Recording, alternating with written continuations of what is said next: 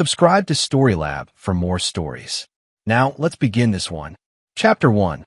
The Foundation. Reuben Norris stood at the floor-to-ceiling windows of his penthouse office, watching the Seattle skyline blur in the evening rain. At 45, he possessed the kind of quiet intensity that made boardrooms fall silent when he entered. His steel-gray eyes held secrets from another life. 12 years as a military intelligence officer before he'd traded battlefield strategy for corporate warfare. The transition had been seamless. The same skills that had made him legendary in psychological operations now serve him well in business. Norris Tactical Solutions had grown from a one-man security consulting firm to a multi-million-dollar empire, providing strategic services to Fortune 500 companies. But success had come with a price he was only beginning to understand. Another late night. Boss? Raphael Greer, his business partner and closest friend, entered without knocking.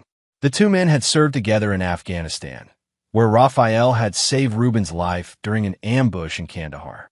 That debt had formed the foundation of their partnership and an unbreakable bond of loyalty. "Elisa's hosting another charity gala," Reuben replied, not turning from the window.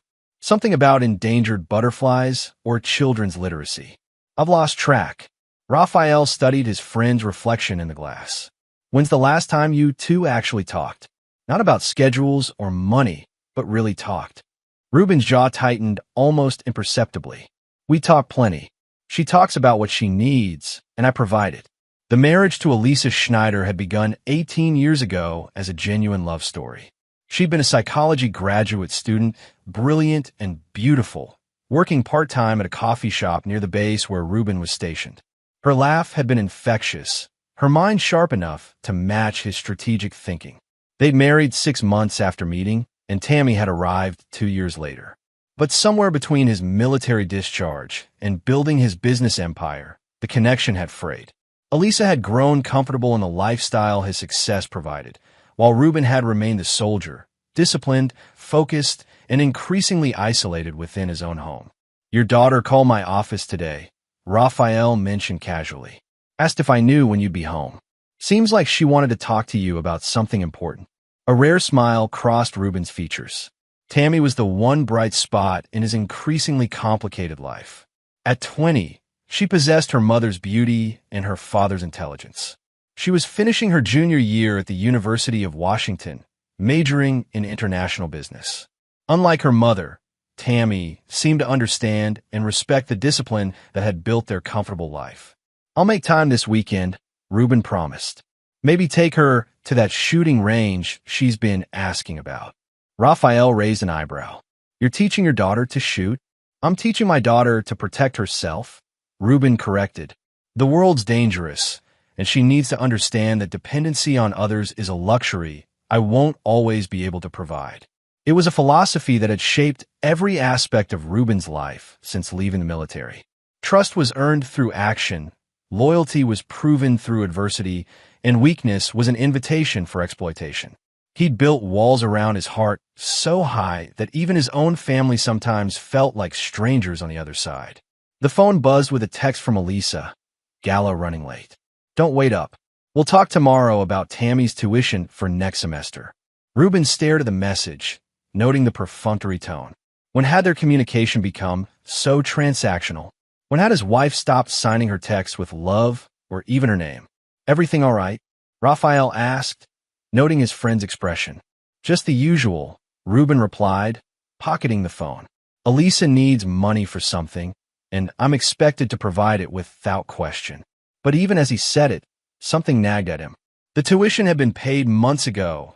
He'd transferred the money to the university directly, as he always did. It was unlike Tammy to need additional funds. She was responsible with money, almost to a fault. Perhaps there had been some unexpected expense or fee. As they walked to the elevator, Raphael's expression grew serious. "Reuben, I know this isn't my place, but have you ever considered that maybe Elisa feels as isolated as you do? Marriage is supposed to be a partnership, not a business arrangement." Reuben's response was measured, controlled. "I've given her everything she's ever asked for. A beautiful home, financial security, social status. If she's unhappy, it's not because I've failed to provide.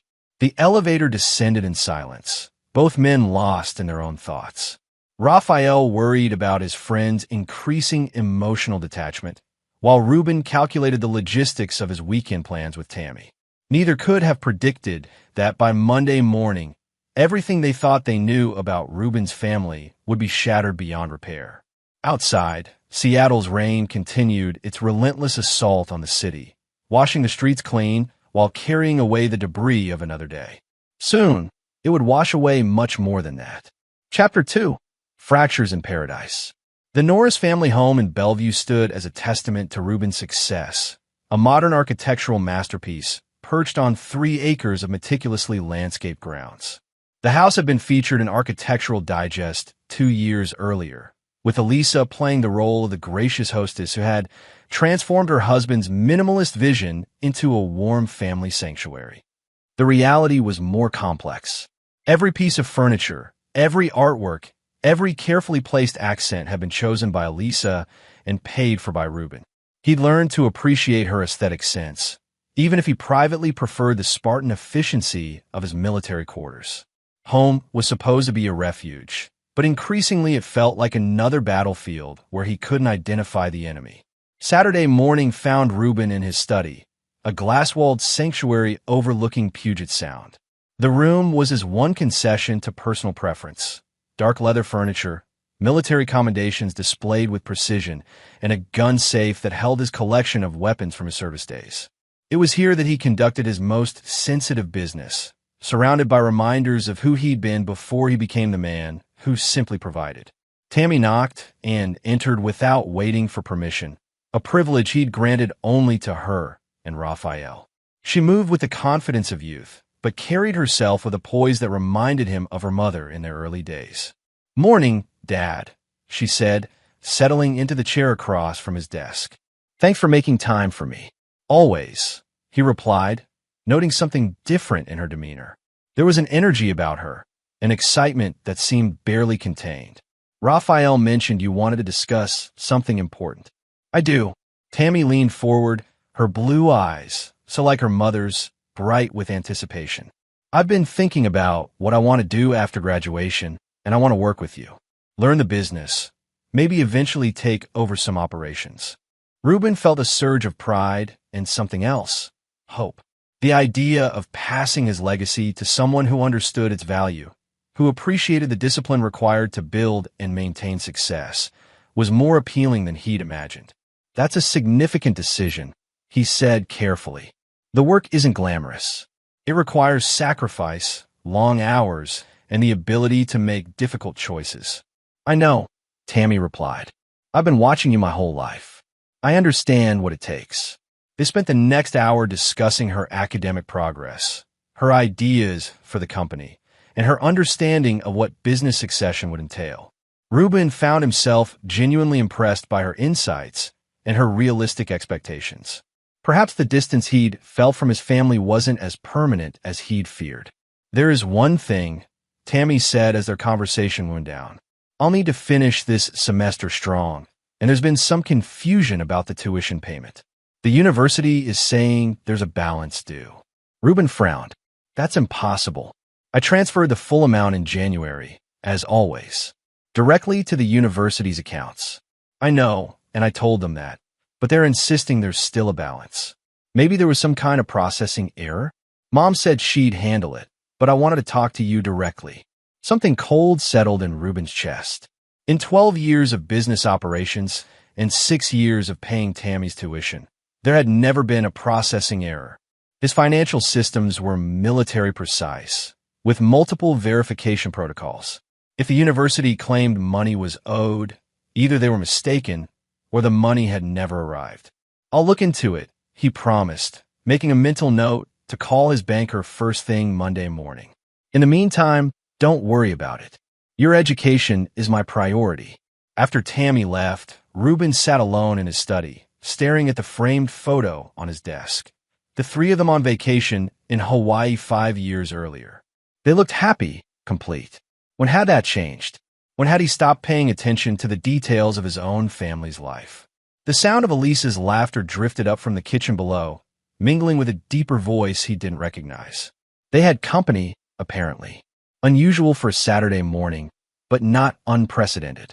Elisa often hosted friends for brunch or planning sessions for her various charitable endeavors. He was deep in thought when his phone buzzed with a call from Tyler Benson, a private investigator who occasionally did work for Norris Tactical Solutions. "Ruben, sorry to bother you on a weekend, but I wanted to give you a heads up. I was having lunch downtown yesterday and saw your wife with a man I didn't recognize.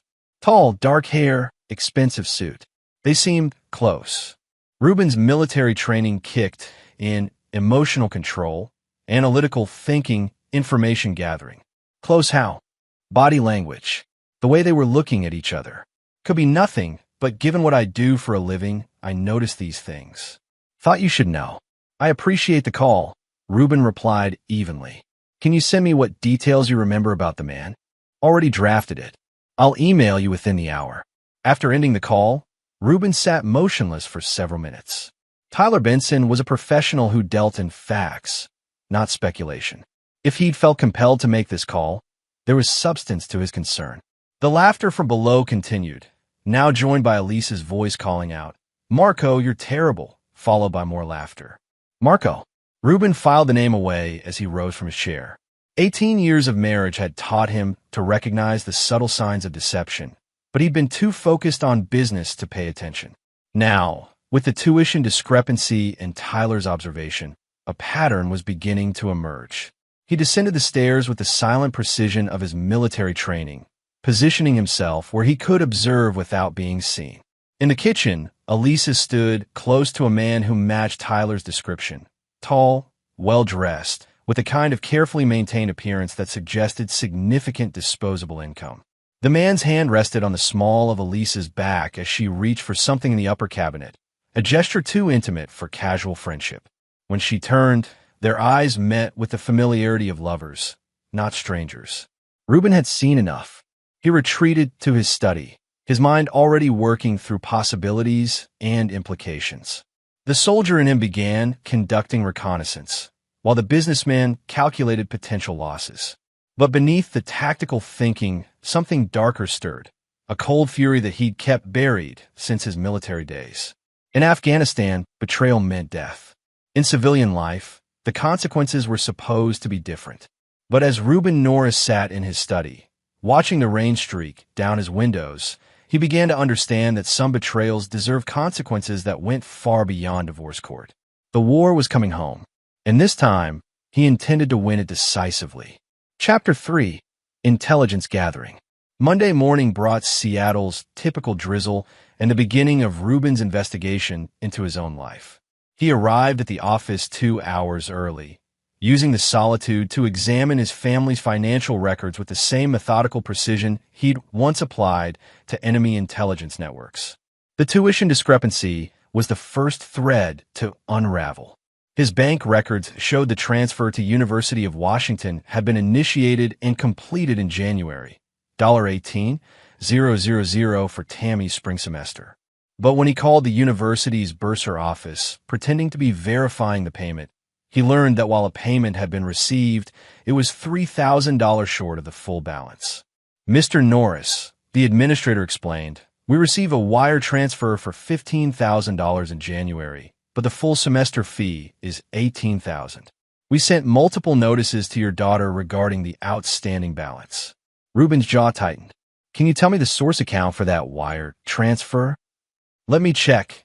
It shows as coming from Puget Sound Community Bank, account ending in 7429. That wasn't his account. Ruben used First National exclusively, and his account numbers ended in 8806. Someone had made a partial payment using a different account, creating the illusion that he'd underpaid while pocketing $3,000.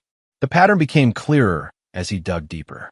Credit card statements showed charges he didn't recognize, expensive dinners at restaurants he'd never visited, weekend trips to Vancouver he'd never taken, purchases at jewelry stores where he'd never shopped. All of it carefully hidden among legitimate expenses, small enough individually to avoid detection, but substantial when totaled. His phone rang, interrupting his analysis. "Mr. Norris? This is June Seymour from Harrison, Seymour and Associates. We've been trying to reach your wife regarding the paperwork for her recent consultation. June Seymour. He recognized the name as one of Seattle's most aggressive divorce attorneys. I think you may have the wrong number, he replied carefully. Oh, I'm sorry. I have this listed as the emergency contact number for Elisa Norris. She came in last week to discuss asset protection strategies. Ruben felt the last piece of his family portrait crumble. Asset protection strategies? I really shouldn't be discussing this with anyone but my client. Perhaps you could have her call me. Of course, Ruben replied smoothly. I'll make sure she gets your message. The call ended, leaving him staring at his computer screen where Tyler Benson's email had arrived with details about the mysterious Marco. A few minutes of internet research revealed Marco Blackwell, a real estate developer with a mixed track record and a reputation for living beyond his means. Divorced twice, currently facing a lawsuit from investors in a failed luxury condo project. The picture was becoming clear. Marco needed money, Elisa wanted out of her marriage, and both were comfortable stealing from Ruben to fund their plans. The sophistication of the scheme, the careful skimming of funds, the preliminary meetings with divorce attorneys, the gradual preparation for separation, suggested this had been developing for months. Raphael arrived to find Ruben surrounded by printouts and financial documents, his expression coldly focused in a way his partner recognized from their military days. Jesus, Ruben, you look like you're planning an invasion. I am, Ruben replied without looking up.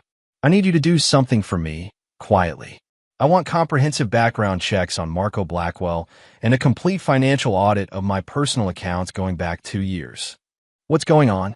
Ruben summarized his discoveries, watching Raphael's expression shift from concern to anger to the professional focus of a soldier preparing for battle. How do you want to handle this? Raphael asked, carefully, completely, and with prejudice. Ruben's voice carried the same deadly calm that had made enemy combatants surrender rather than face him in Afghanistan. They think they're playing games with someone who won't fight back. They're wrong. The rest of the day was spent in preparation. Ruben contacted his most trusted clients, corporate executives who owed their careers to his strategic interventions, government officials who relied on his discreet problem-solving abilities, and fellow veterans who understood that some battles required unconventional tactics. By evening, he had assembled a network of resources that would have impressed his former commanding officers. Private investigators, cybersecurity specialists, financial forensics experts, and individuals whose specialties were better left unnamed. Each would play a role in what was coming. The drive home took him through familiar neighborhoods that now felt foreign.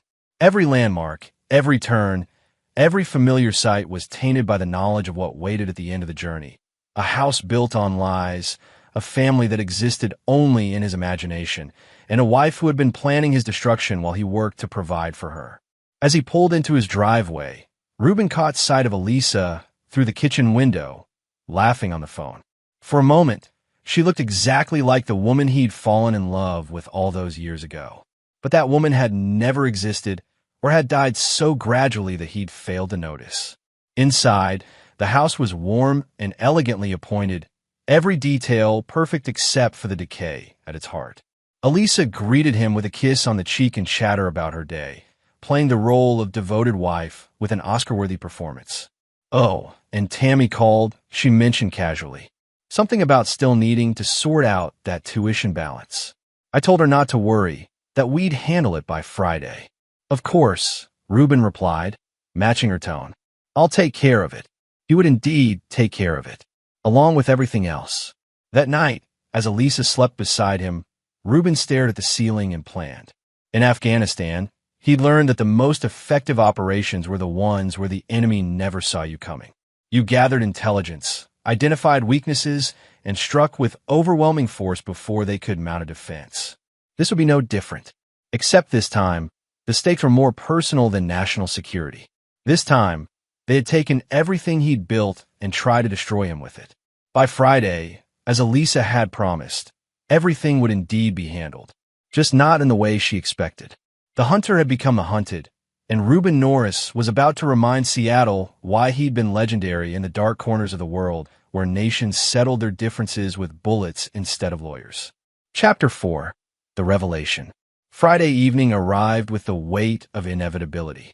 Reuben had spent the week gathering intelligence while maintaining the facade of normalcy, each day adding new layers to the conspiracy that had been unfolding under his roof. The financial audit had revealed nearly $50,000 in stolen funds over 18 months. The background check on Marco Blackwell had uncovered gambling debts and a history of targeting wealthy women. And most damning of all, surveillance footage from a downtown hotel showed his wife and her lover together on multiple occasions. But it was the conversation he was about to overhear that would transform investigation into war. Reuben arrived home early, parking in the garage and entering through the side door that opened into the mudroom. The house was warm and filled with the scent of Elise's expensive perfume, but something felt different. There was an energy in the air, a tension that his military-trained senses immediately recognized as operational anticipation. He could hear voices from upstairs, Tammy's room. It was unusual for Elisa to be there. She rarely entered their daughter's space uninvited. Moving with the silent precision that had kept him alive in hostile territory, Reuben positioned himself in the hallway where he could hear without being seen. "No, Lexi, Dad has no idea." Tammy's voice carried clearly through the partially open door. There was a confidence in her tone that he'd never heard before, a mature calculation that was both impressive and terrifying. "Dad's paying the semester by Friday. Mom's boyfriend says we can be in LA next week." Reuben felt the world shift beneath his feet. Not just Elisa, Tammy too. His daughter, the one person he believed was loyal, was an active participant in their scheme. Tammy's laughter rang out, bright and cruel. "Yeah, Mom, and I've been using that fool's money for years." The words hit him like physical blows. That fool, his daughter, the girl he'd taught to ride a bike, helped with homework, planned to bring into his business, saw him as nothing more than a source of funding for her real life. Reuben stood frozen in the hallway, 18 years of fatherhood evaporating in the space of a few sentences. Every proud moment, every shared experience, every display of love and affection from Tammy had been performance. She was her mother's daughter in ways he'd never imagined. The best part, Elise's voice joined the conversation, is that he actually thinks you want to work for him. "Your little speech about taking over the business was brilliant." "I almost felt bad about it," Tammy replied. He looked so hopeful. "But Marco's right. Dad's too rigid, too controlling. We need to be free to make our own choices." Marco. So their daughter was on a first-name basis with her mother's lover, planning a future that included him and excluded the man who'd provided for her entire life. "Speaking of Marco," Elisa continued, "he's found us a house in Beverly Hills. The down payment will clean out most of what we've saved, but once the divorce is final, I'll get half of everything. The business, the house, the investments. It's worth waiting a few more months to do this right." "What about the prenup?" Tammy asked. 18 years of marriage and a minor child at the time of signing. Elisa said confidently. "June says it won't hold up, especially with Dad's long work hours and emotional unavailability. We can paint him as an absent workaholic who prioritized business over family." Reuben's hands slowly clenched into fists. June Seymour, the divorce attorney, had clearly done more than discuss asset protection. She'd created a comprehensive strategy for destroying him financially and personally. "And if he fights it?" Tammy asked. "He won't," Elisa replied with certainty. "Your father's weakness is that he actually cares about people. He'll want to avoid a messy public battle, especially one that might hurt you. He'll settle quietly and walk away." The conversation continued, but Reuben had heard enough. He moved to his study with the fluid silence of a predator, his mind already shifting into the operational mode that had made him legend in Afghanistan.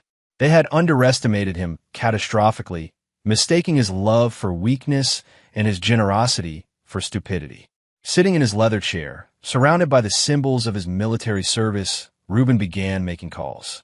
The first was to his banker, freezing all accounts and credit lines. The second was to his attorney, removing both Elisa and Tammy from his will and any legal documents. The third was to the title company, securing his house and business assets against any potential claims. But those were just defensive measures. The real work would begin Monday morning. As he waited for his family to finish their planning session, Reuben considered the depth of their betrayal. It wasn't just about money or even infidelity. They had systematically studied him, identified what they perceived as weaknesses, and crafted a strategy designed to exploit his love for them. They had turned his greatest strength, his capacity for loyalty and sacrifice, into a weapon against him. In Afghanistan, he'd learned that the most dangerous enemies were those who understood you well enough to predict your responses. But he'd also learned that such enemies often became overconfident, assuming that understanding someone's past behavior guaranteed their future choices. Elisa and Tammy were about to discover that Reuben Norris the provider was only one facet of his identity. Reuben Norris the soldier was something else entirely, and that man had never left a battlefield without achieving total victory. When they came downstairs an hour later, he was sitting in the living room with a glass of whiskey, the picture of a tired businessman unwinding after a long week. Both women kissed him goodbye, Elisa heading to dinner with the girls, Tammy to study group, their performances flawless. "Don't wait up," Elisa said, her hand briefly touching his shoulder. "We'll talk about Tammy's tuition situation tomorrow." "Of course," Reuben replied, his voice betraying nothing of the storm building inside him. "I love you both." And despite everything, that was still true. Which was exactly why what came next would be so devastating for them, and so satisfying for him. The game was over. The war was about to begin. Chapter 5. The Preparation. Saturday morning arrived gray and cold, matching Reuben's mood as he sat in his study reviewing the intelligence his team had gathered overnight. Raphael had worked through the night with their contact at the FBI's Financial Crimes Unit, a former Army colleague named Daryl Erickson who specialized in following money trails. The results painted a picture of conspiracy that went far beyond adultery and simple theft. "It's worse than we thought," Raphael said, settling into the chair across from Reuben's desk. "Marco Blackwell isn't just a failed real estate developer. He's running a sophisticated con operation targeting wealthy wives. Elisa is his third mark in 5 years." Reuben studied the photographs and financial records spread across his desk. His previous victims? Francine McAllister, divorced oil executive's wife in Texas, drained her settlement and disappeared. Lorna Hughes, judge's wife in Oregon, similar pattern. Both women ended up financially ruined and emotionally destroyed. Neither prosecution succeeded because the women were too humiliated to testify effectively. The implications were staggering. Marco wasn't just an opportunistic lover. He was a professional predator who had identified Elisa as a target and methodically exploited her weaknesses. But that raised another question. How did Tammy become involved? Reuben asked. "That's where it gets complicated," Raphael replied, pulling out another folder. "According to our cybersecurity team's analysis of her communications, Tammy's been in contact with Marco for over a year. Not romantically, it's more like a mentorship. He's been teaching her how to manipulate financial systems, how to create false paper trails, how to build and maintain deception." Reuben felt a chill that had nothing to do with Seattle's weather. He's grooming her as his next partner. It looks that way. Once he's finished with Elisa and taken whatever he can from your divorce, Tammy would be perfectly positioned to continue the operation. Young, attractive, educated, and now trained in financial deception. The scope of the betrayal was breathtaking. Marco hadn't just seduced his wife. He'd corrupted his daughter and turned her into an accomplice in her own mother's destruction. It was a level of manipulation that revealed a sophisticated understanding of human psychology and family dynamics. "There's more," Raphael continued. "We found communications between Tammy and someone called Lexi. Turns out to be Lucille Owen, Marco's previous partner. She's been coaching Tammy on how to maintain the deception, how to play the loving daughter while stealing from you." Reuben stood and walked to his window, looking out at the meticulously maintained grounds that Elisa had designed and he had paid for. Everything he saw was built on lies, relationships that existed only to facilitate theft and deception. "What's our timeline?" he asked. Based on their communications, they're planning to make their move next weekend. Marco's found a house in Los Angeles, and they have tickets for Monday morning. The plan is to present you with an ultimatum Sunday night. Agree to their divorce terms, or face a public scandal that destroys your business reputation. What kind of scandal? Raphael's expression darkened. They've been documenting everything they can twist into evidence of your being an absent, controlling, emotionally abusive husband. Late work nights become abandonment. Financial oversight becomes financial abuse. Your military background becomes evidence of violent tendencies. It was a masterfully crafted strategy that would leverage society's assumptions about successful men and their families. In the court of public opinion, a wealthy businessman accused of emotional abuse by his wife and daughter would be presumed guilty regardless of the evidence.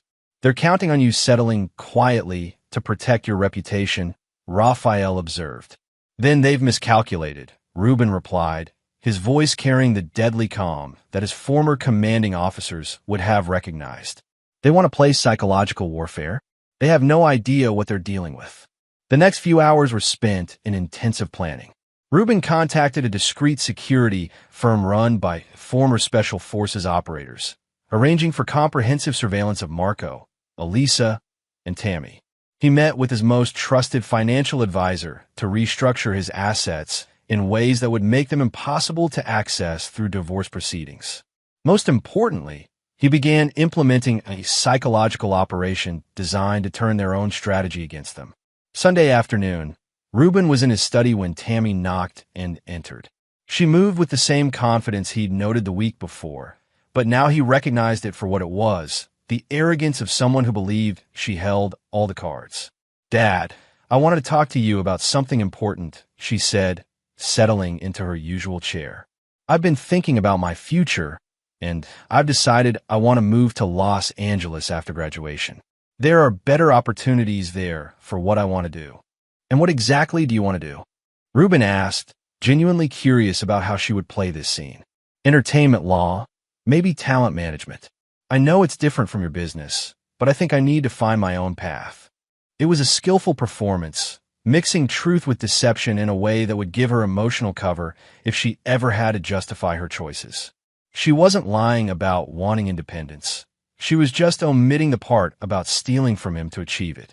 "That's a significant change from wanting to work with me," Reuben observed. Tammy's expression shifted to what he now recognized as calculated vulnerability. "I know, and I'm sorry if I disappointed you. It's just that I realized I need to be my own person, not just live in your shadow." "I understand," Reuben replied. "Independence is important. Tell me, how are you planning to finance this transition? Los Angeles is expensive. I've been saving money for my allowance and part-time work, and Mom said she might be able to help." The lie came so easily, delivered with such apparent sincerity, that Reuben felt a moment of genuine admiration for her skill. If he hadn't known the truth, he would have been proud of her apparent maturity and forward thinking. "Well," he said finally, "I've always supported your dreams. If this is what you want, I'll help however I can." Tammy's smile was radiant and completely false. "Thanks, Dad. That means everything to me." After she left, Reuben sat alone with the weight of his realization. This wasn't just about money or infidelity anymore. His daughter had become someone he didn't recognize, calculating, manipulative, and utterly without conscience regarding the man who'd raised her. Whatever love she'd felt for him had been corrupted into something dark and predatory. That evening, as he watched Elisa prepare for another dinner with friends, Reuben understood that the family he'd spent 18 years building had never existed. He'd been living with strangers who'd learned to mimic love and loyalty while planning his destruction. But they'd made one crucial error in their assessment of his character. They'd assumed that his love for them would make him weak, that his desire to protect them would prevent him from fighting back. Instead, their betrayal had done something they couldn't have anticipated. It had freed him from any moral constraints about what he was willing to do to achieve victory. The war was about to begin, and Reuben Norris intended to win it so completely that neither Marco Blackwell nor anyone who had participated in this conspiracy would ever recover. Chapter 6. The Reckoning Begins. Monday morning brought the illusion of normalcy to the Norris household. Elisa hummed while preparing breakfast, Tammy checked her phone constantly with barely concealed excitement, and Reuben read the financial pages with his usual methodical attention. To any observer, they appear to be a successful family beginning another ordinary week. But beneath the surface, everything had changed. Reuben had spent Sunday night implementing the first phase of his response, a carefully orchestrated campaign that would systematically destroy everyone who had betrayed him while appearing to be nothing more than unfortunate coincidences. The opening move came at 9:47 a.m. when Marco Blackwell received a call from his banker informing him that his business accounts had been frozen pending investigation by the IRS. Reuben had arranged this through his contact at the Treasury Department, a former military intelligence colleague who specialized in financial enforcement operations. The investigation was legitimate. Marco's tax filings contained enough irregularities to justify scrutiny, but the timing was Reuben's doing. By 10:15 a.m., Marco was on the phone with Elisa, his carefully maintained composure cracking under the pressure of immediate financial crisis. Reuben's surveillance team recorded every word of their panic conversation, documenting the depth of their criminal conspiracy while they scrambled to find alternative funding sources. "The LA house deposit is due tomorrow," Marco said, his voice tight with stress. "If we can't make the payment, we lose everything we've put into this." "Can't you get a loan?" Elisa asked. "Not with frozen accounts and an IRS investigation. We need liquid cash, and we need it today." There was a long pause before Elisa responded. "I have access to some of Reuben's accounts. Emergency funds for household expenses." "How much?" "Maybe 30,000. But if I take that much at once, he'll notice." "Then we need to accelerate our timeline," Marco replied. "Instead of waiting until the weekend, we confront him tonight. Present him with the divorce papers and demand immediate settlement." Reuben smiled grimly as he listened to the recording. Their desperation was making them reckless, forcing them to abandon their carefully planned timeline in favor of immediate action. It was exactly what he'd hoped for. The second phase began at noon when Tammy received a call from the University of Washington's Office of Student Conduct. Someone had submitted an anonymous report alleging that she had violated the Academic Integrity Code by submitting falsified financial aid applications. The investigation would require her immediate presence on campus for questioning. Reuben had crafted this particular pressure point with surgical precision. The allegations were based on factual inconsistencies in Tammy's financial aid paperwork, discrepancies that existed because she'd been lying about family income to maximize her aid while simultaneously living off stolen money. The investigation would reveal her deception, but more importantly, it would force her to explain financial transactions she couldn't justify. By 2 p.m., both Elisa and Tammy were in full crisis mode. Reuben watched from his office as his surveillance team provided real-time updates on their increasingly frantic communications. They were discovering what military strategists had known for centuries. When your supply lines are threatened and your timeline is compromised, panic becomes your greatest enemy. The third phase activated at 4 p.m. when June Seymour's law office received a visit from the Washington State Bar Association's Ethics Committee. Someone had filed a complaint alleging that she had violated attorney-client privilege by discussing confidential client information with unauthorized third parties. The complaint included specific details about her conversations with Elisa, conversations that could only have been known by someone with access to surveillance recordings. Reuben had crafted this particular attack vector with special care. June Seymour's reputation was built on discretion and confidentiality. An ethics investigation would not only threaten her license, but would also force her to distance herself from clients whose cases might compromise her defense. Elisa was about to lose her legal representation at the moment she needed it most. By 6 p.m., the house felt like a pressure cooker ready to explode. Elisa had returned from a series of increasingly desperate meetings with Marco, while Tammy sat in the living room staring at her phone with barely concealed panic. Both women were trying to maintain their facades of normalcy, but the stress was beginning to show in ways they couldn't control. Reuben chose this moment to return home early, carrying a bottle of expensive champagne and wearing the expression of a man with good news to share. "I thought we could celebrate," he announced, setting the champagne on the kitchen counter. "I've been thinking about what you said, Tammy, about finding your own path, and Elisa, about how hard you've been working on your charitable projects. I've decided it's time for me to be more supportive of your independence." Both women stared at him with expressions of confusion and growing alarm. This wasn't the reaction they'd expected from a man they were about to ambush with divorce papers. What do you mean?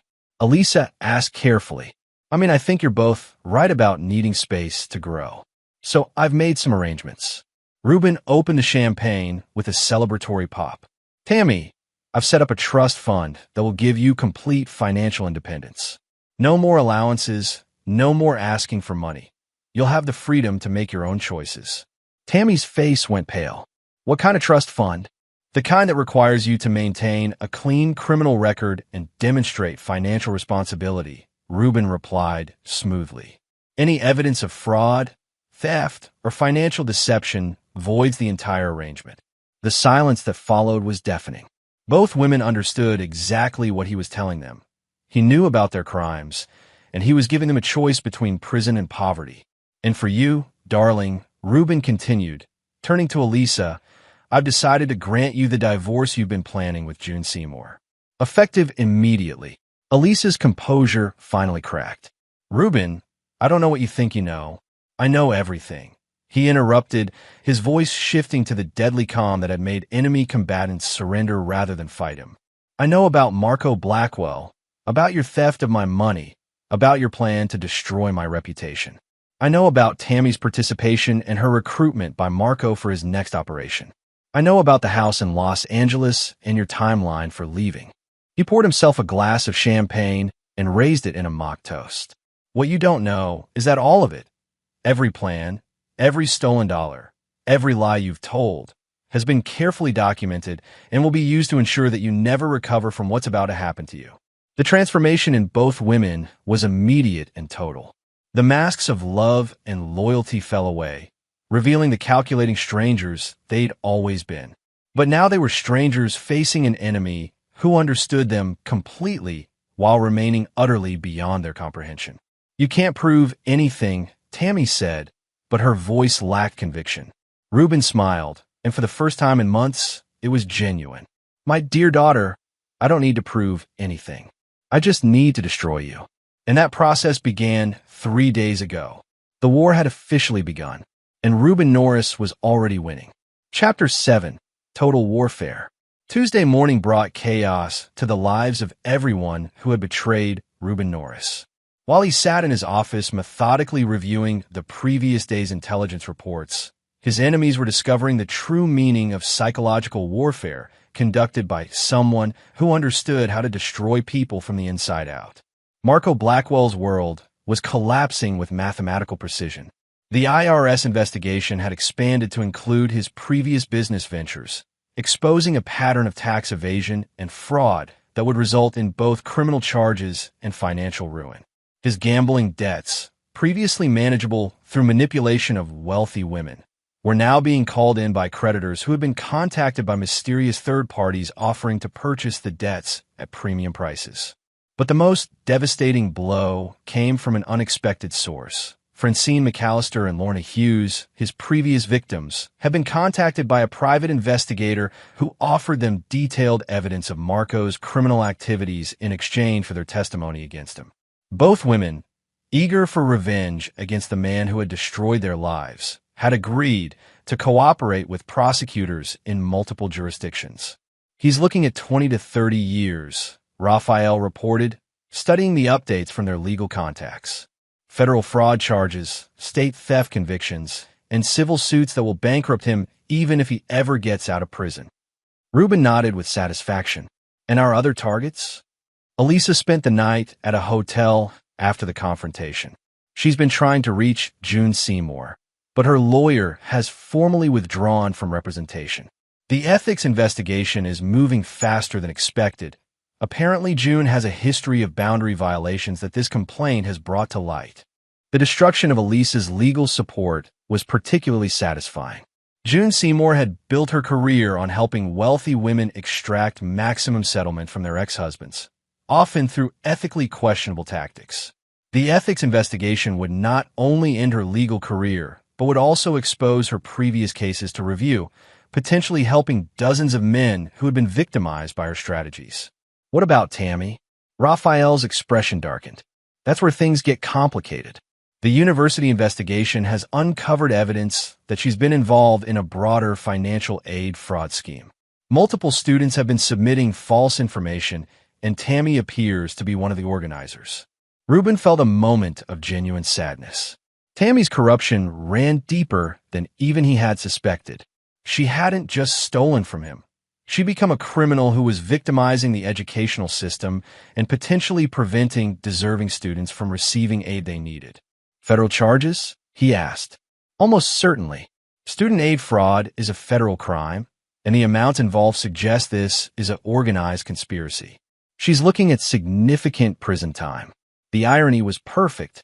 Tammy had thought she was clever enough to manipulate financial systems for her benefit, never understanding that her amateur efforts would eventually expose her to professional investigators who understood such schemes far better than she did. "Sir," Tyler Benson's voice came through the intercom. "Elisa Norris is here to see you. She seems upset." Reuben smiled. "Send her up." Elisa entered his office like a hurricane, her carefully maintained composure completely gone. She looked like she hadn't slept, her makeup was smeared, and her expensive clothes were wrinkled. The transformation from elegant socialite to desperate woman was complete. "You bastard," she snarled, abandoning any pretense of civility. "You destroyed Marco's business, got June disbarred, and now they're saying Tammy could go to prison. What kind of monster destroys his own family?" "The kind whose family destroys him first," Reuben replied calmly. "You made the choice to become my enemy, Elisa. Now you're discovering what that means." "I loved you," she said, tears streaming down her face. "We had a good life together." "You loved my money," Reuben corrected, "and you had a comfortable lie together. But you were never my wife, any more than Tammy was ever my daughter. You were both just very skilled actresses playing roles in exchange for financial support." Elisa collapsed into the chair across from his desk, the fight going out of her as the reality of her situation settled in. "What do you want? What will it take for you to stop this?" "Nothing," Reuben replied. "There is nothing you can offer, nothing you can say, and nothing you can do that will stop what's happening to you. You had 18 years to be honest with me, to build a real relationship based on truth and mutual respect. Instead, you chose deception and theft." "Please," she whispered. "I'll do anything. I'll disappear, never contact you again. Just don't destroy Tammy. She's young. She made mistakes." "She made choices," Reuben interrupted. "Adult choices with adult consequences. And those consequences will serve as a lesson to anyone else who might consider betraying me in the future." The conversation continued for another 20 minutes, with Elisa alternating between rage, pleading, and desperate attempts to negotiate. But Reuben remained unmoved. He had learned in Afghanistan that mercy shown to enemies who would destroy you is not virtue. It was weakness that invited future attacks. After Elisa left, Raphael entered with the final updates of the day.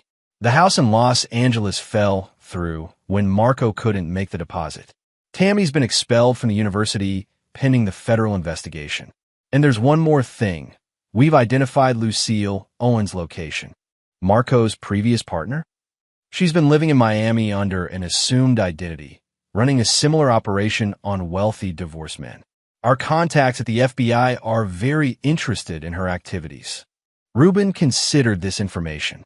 Lucille Owen had been instrumental in corrupting Tammy, teaching her the skills and attitudes that had turned his daughter into a criminal. Her capture would complete the destruction of the entire conspiracy network.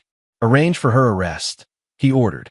"Make sure the charges include conspiracy to corrupt a minor in interstate fraud." As Raphael left to implement the final phase of their operation, Reuben stood at his window watching Seattle's skyline in the gathering darkness. 3 days ago, he had been a successful businessman with a family he loved. Now he was a man who had systematically destroyed everyone who had betrayed him, using their own weaknesses and crimes against them. The transformation should have troubled him, but instead he felt a profound sense of satisfaction. He had been forced to become the person his enemies had accused him of being, ruthless, calculating, and absolutely without mercy for those who crossed him. But that person was also someone who would never again be vulnerable to deception or manipulation. Tomorrow would bring the final reckoning, the culmination of a campaign that had turned his enemies' strengths into weaknesses and their plans into instruments of their own destruction. Reuben Norris had come home from war, and he had won. Chapter 8. The judgment. Wednesday morning arrived with the kind of brutal clarity that follows a storm. Reuben sat in his study, surrounded by the evidence of his victory, watching news reports that would define the rest of his enemies' lives.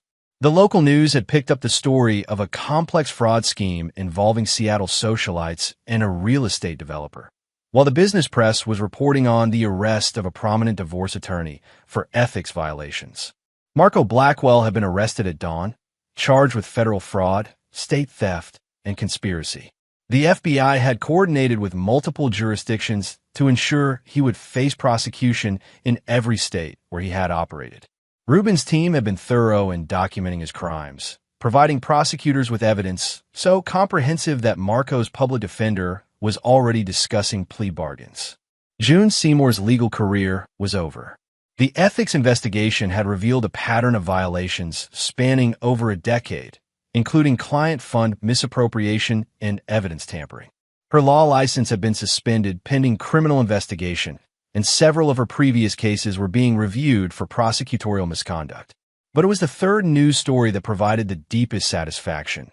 The arrest of Lucille Owen in Miami had led to the exposure of an interstate fraud ring that had victimized dozens of wealthy individuals across the Southeast. Her cooperation with investigators had revealed the full scope of Marco's operation, including his recruitment and training of young women like Tammy. Tammy herself was facing a different kind of reckoning. The federal charges related to financial aid fraud were serious enough to warrant significant prison time, but Reuben had ensured that her punishment would go beyond legal consequences. Word of her criminal activities had spread through Seattle's social circles with the speed and efficiency of a carefully planned information campaign. Her reputation was destroyed so completely that even after serving her sentence, she would find it impossible to rebuild her life in the city where she'd grown up. Elisa's situation was perhaps the most poetic. She faced no criminal charges. Reuben had been careful to ensure that her stolen money could be classified as a civil matter rather than criminal theft. But her social destruction was total. The revelation that she had been stealing from her husband while conducting an affair with a con artist had made her a pariah among the wealthy social circles where she had once held court. Her charitable positions had been revoked, her friends had distanced themselves, and her future held nothing but legal bills and social isolation. A knock on the study door interrupted Reuben's review. "Come in," he called, expecting Raphael with the final status reports. Instead, Tammy entered, looking nothing like the confident young woman who had sat in this same chair just days earlier. She was pale, thin, and hollow-eyed, wearing clothes that hung loosely on her shrinking frame. The weight of her destroyed future was literally consuming her. "Dad," she began, her voice barely above a whisper, "I need to talk to you." "I'm not your father anymore," Reuben replied calmly. "I'm the man whose money you stole while calling him a fool. What could you possibly have to say to me?" Tammy flinched as if struck, but pressed on. "I know I've made terrible mistakes, but I'm still your daughter, and I'm scared. The lawyers say I could go to prison for years, and I don't know how to survive that." "You should have considered that before you decided to become a criminal," Reuben observed. "Actions have consequences, and yours have finally caught up with you." "Please," she begged, tears streaming down her face. "I know you're angry, and you have every right to be, but I'm 20 years old, and my life is over before it's even started. Can't you find it in your heart to forgive me? To help me somehow?" Reuben studied her for a long moment, seeing not the daughter he had loved, but the stranger she had chosen to become. "Forgiveness," he said finally, "is something that must be earned through genuine remorse and changed behavior. You're not sorry for what you did to me. You're sorry you got caught." "That's not true," Tammy protested. "I know what I did was wrong. I was just confused. Marco made it seem like we were helping each other, like it wasn't really stealing because you had so much money. And that," Reuben replied, "is exactly why you can't be forgiven. You're still lying, still making excuses, still trying to manipulate me into believing that you're a victim rather than a perpetrator. You haven't learned anything from this experience except that crime has consequences when you're caught." Tammy's composure finally broke completely. She collapsed into the chair, sobbing with the abandon of someone whose entire world had collapsed. "I don't know how to be anyone else," she admitted through her tears. I've been lying and manipulating people for so long that I don't remember how to be honest. It was the first true thing she had said to him in months, perhaps years. But truth delivered in desperation was not the same as truth chosen from integrity. Then you'll have plenty of time in prison to figure it out, Reuben said. And when you get out, you'll have the opportunity to build a life based on honest work and genuine relationships. It won't be an easy life, but it will be your own. You're really going to let me go to prison? Tammy asked, disbelief mixing with terror in her voice. I'm not letting you do anything, Reuben corrected. You're going to prison because you committed crimes. That's how the justice system works when you can't buy your way out of consequences. After Tammy left, Raphael entered with the final reports of their operation. Marco pled guilty this morning in exchange for a 20-year sentence. Lucille Owen is cooperating with prosecutors in 8 states. June Seymour will likely face criminal charges within the week. And Tammy, her trial is scheduled for next month. With the evidence we've provided and her lack of cooperation, the prosecutor expects a conviction on all counts. She's looking at 5 to 7 years.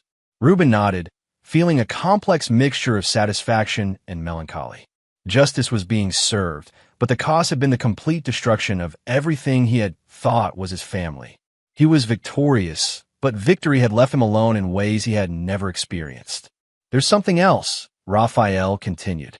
We've received inquiries from several other men who suspect their wives might be involved in similar schemes. Apparently, word of our success has spread through certain circles. Our success. Come on, Reuben. What you've accomplished here is unprecedented. You've dismantled a criminal conspiracy, brought down a con artist with multiple victims, and exposed systemic corruption in both the legal and educational systems. And you've done it so thoroughly that these people will never recover. Reuben considered this perspective. He had approached the situation as a personal betrayal requiring personal justice, but the broader implications were significant. Marco Blackwell's operation had victimized dozens of people, and his network had been training new criminals to continue the cycle. By destroying them completely, Reuben had prevented countless future victims. What are you suggesting? He asked. I'm suggesting that maybe this isn't the end, Raphael replied. Maybe it's the beginning of something new. You've proven that sophisticated criminals can be defeated by someone with the right skills and resources. There might be others who need that kind of help. The idea was intriguing. Reuben had spent years building a business that solved problems for corporations and government agencies.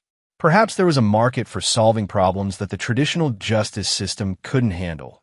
Cases where the criminals were too sophisticated, too well-connected, or too careful to be caught through conventional methods. As he sat in his study that evening, watching the lights of Seattle flicker to life below, Reuben realized that his old life was truly over. The man who had provided for an ungrateful family while building a conventional business was gone, replaced by someone harder, colder, and infinitely more dangerous. But perhaps that wasn't entirely a bad thing. The world was full of predators who counted on their victims being too civilized, too trusting, or too constrained by conventional morality to fight back effectively. Reuben Norris was no longer constrained by any of those limitations. The war was over, but the campaign for justice was just beginning. Chapter 9. The New Order.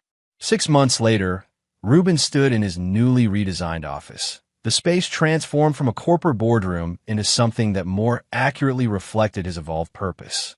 The military memorabilia remained, but now it was joined by files documenting successful operations against criminals who had thought themselves beyond reach of justice. The transformation of Norris Tactical Solutions had been gradual but profound. What had begun as a corporate security consulting firm had evolved into something unique in the private justice sector. An organization that specialized in destroying sophisticated criminals through psychological warfare and strategic manipulation. The first case after his family's destruction had come from Douglas Nelson, a tech executive whose wife had disappeared with their 2 children and $2.3 million in cryptocurrency. Traditional law enforcement had been unable to locate her due to the jurisdictional complexities and her use of digital currencies. But Reuben's team had tracked her down within 3 weeks, using a combination of financial forensics and psychological pressure that had forced her to surface and return the children. The second case involves Cecilia Sanford, a wealthy widow whose financial advisor had been systematically draining her trust fund while convincing her that her deceased husband had left hidden debts. When traditional auditing failed to expose the scheme, Rubin had orchestrated a campaign that revealed the advisor's crimes while ensuring he faced both criminal prosecution and civil liability that would bankrupt him for life. Word had spread through the networks of wealthy individuals who had been victimized by sophisticated criminals. Rubin's methods were unconventional, sometimes morally ambiguous, and always devastatingly effective. He had become the option for people who had exhausted traditional remedies and needed someone willing to fight criminals using their own tactics. The Patterson case is ready for final phase, Raphael reported, entering the office with a thick file. Alexander Pike's embezzlement scheme has been documented, his accomplices identified, and his escape routes blocked. We can trigger the collapse anytime you give the word. Rubin reviewed the file with the same methodical attention he had given to enemy intelligence reports in Afghanistan. Alexander Pike was an investment advisor who had been stealing from elderly clients for over a decade, using sophisticated financial instruments to hide his crimes while maintaining the facade of a respectable professional. Traditional law enforcement had been unable to build a case because Pike was careful never to steal enough from any single client to trigger serious investigation. But Rubin's approach was different. Instead of trying to prove Pike's crimes to law enforcement, he had created conditions that would force Pike to expose himself while simultaneously destroying his ability to escape justice. Pike would face not just criminal charges, but total financial and social ruin that would serve as a warning to others who might consider similar crimes. "Do it," Rubin ordered. The operation that followed was a masterpiece of coordinated psychological pressure. Pike's bank accounts were simultaneously audited by multiple regulatory agencies, his professional licenses were challenged by ethics boards, and his largest clients received anonymous tips about discrepancies in their accounts. Within 48 hours, Pike was faced with investigations from every direction while his ability to manipulate evidence or flee the country was systematically eliminated. By the end of the week, Pike had suffered a complete nervous breakdown and confessed to crimes spanning 2 decades. His conviction would return millions of dollars to elderly victims while ensuring he spent the rest of his life in prison. It was this case that brought Rubin his most unexpected visitor. Tammy walked into his office on a cold December afternoon, looking nothing like the confident young woman he remembered. Prison had changed her in fundamental ways. She was thinner, harder, and carried herself with the careful wariness of someone who had learned that survival required constant vigilance. "Hello, Dad," she said quietly, standing near the door as if ready to flee. "Hello, Tammy," Rubin replied, not rising from his chair. "I heard you were released early for good behavior." 3 months early, she confirmed. "I wanted to see you before I left Seattle." "Where are you going?" "Portland. I have a job lined up at a nonprofit that helps former inmates reintegrate into society. It's not much, but it's honest work, and they don't care about my criminal record as long as I'm honest about it." Rubin studied her for a long moment, noting the changes that imprisonment had wrought. The arrogance was gone, replaced by something that might have been genuine humility. The calculating look in her eyes had been replaced by wariness and what appeared to be actual remorse. "Why did you come here?" he asked. "To apologize," Tammy said simply. "Not because I want anything from you. Not because I think it will change anything between us. Just because I needed to say it. I was wrong about everything, about you, about myself, about what kind of person I wanted to be. And what kind of person do you want to be now? Someone who earns what she has. Someone who helps people instead of hurting them. Someone who tells the truth even when it's difficult." She paused, gathering courage for what came next. "Someone who's worthy of having been your daughter, even if I can never be that again." It was the most honest thing she had ever said to him, delivered without expectation of reward or forgiveness. Rubin felt something shift inside him. Not forgiveness, but perhaps the possibility of it. Someday, if she proved through years of changed behavior that her transformation was genuine. "The nonprofit you're working for," he said finally. "Do they need funding?" Tammy's eyes widened with surprise. Yes, they're always looking for donors. But Dad, I'm not asking for." "I know you're not asking," Rubin interrupted. "That's why I'm offering. Send me their information. If their work is legitimate and their management is competent, I'll consider a substantial donation. Why? Because helping former inmates rebuild their lives is important work. And because the daughter I raised would have been passionate about that kind of justice. He paused, meeting her eyes directly. If that person still exists somewhere inside you, she deserves the chance to prove it. Tammy nodded, tears streaming down her face. Thank you, she whispered. Not for the money, but for still believing that person might exist. After she left, Reuben sat alone in his office, contemplating the complexity of justice and redemption. He had destroyed his family because they had betrayed him, but he had also created an opportunity for at least one of them to become someone better. Whether Tammy would take that opportunity remained to be seen, but for the first time in months, he found himself hoping she would succeed. Raphael entered with the evening reports, finding Reuben staring out at the city lights. Everything all right? Tammy came by, Reuben said. She's trying to rebuild her life on honest terms. How do you feel about that? Cautiously optimistic, Reuben replied. Time will tell whether her transformation is genuine or just another performance. And if it is genuine? Reuben considered the question carefully. Then perhaps some betrayals can be overcome, given enough time and change behavior. But trust, once broken completely, can never be fully restored. She'll always be someone who is capable of what she did to me. That's probably true, Raphael agreed. But maybe that's not necessarily a bad thing. Sometimes the people who've fallen the farthest understand redemption in ways that others can't. As they reviewed the files of new cases, a charity executive stealing from cancer research funds, a family law attorney manipulating custody cases for bribes, a financial planner running a Ponzi scheme targeting military veterans, Reuben reflected on how much his life had changed. 6 months ago, he had been a man trying to provide for a family that was systematically destroying him. Now he was someone who provided justice for people who had exhausted all other options. The work was darker, more dangerous, and infinitely more satisfying than anything he had done in his previous life.